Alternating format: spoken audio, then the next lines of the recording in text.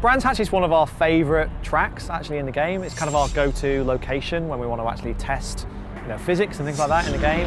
Project Cars is coming out in November, so here we are. We wanted to make sure that people get out onto the track and experience what it's like in real life. So my name is Oliver James Webb. I am the road and test driver for BAC Mono and also a professional racing driver in the European Le Mans Championship. A day like today at Brands Hatch is great for us all to be involved with. It's great for the press to see and for us involved with the game to also compare literally on a track that's considered as the game's home track.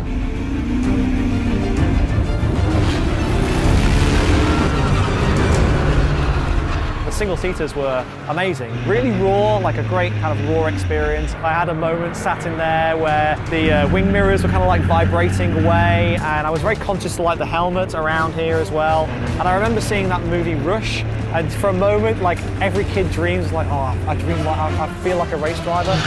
And that's where I can play a bit of a part as well, really showing how realistic a lap time we can get out of the car on track and the balance and how it feels and how the track looks, and then coming upstairs into hospitality and playing it and people seeing for themselves.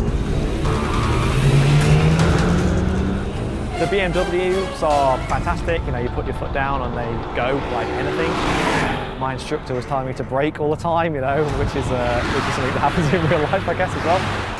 Normally you kind of play the game and build up to going out in the car, and we've turned that round and people go out in the car and they play it in the game, and it's wow, this really is how I've just felt. It was a fantastic experience.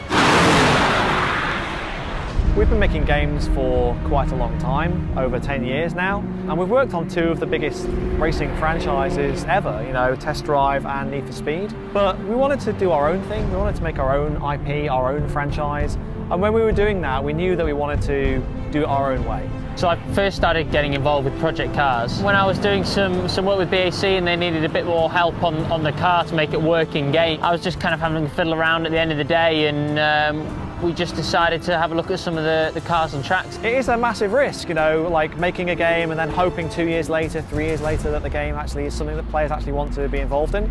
Every time I came back from a race weekend, I could give advice on where the sun comes up, or where these new trees have been planted, or the new posts that go up, or these new tweaks to the engine that maybe the manufacturer won't normally tell games about. So it really just gave that in-depth extra bit of information that I've never seen in any other game. Today we announced the driver network. It breaks down into a number of different things. First, you've got your profile, so it tells you what kind of player you are, what are your favourite things in the game, like your stats, what things do you love playing, what are the things you don't play and therefore maybe you should try.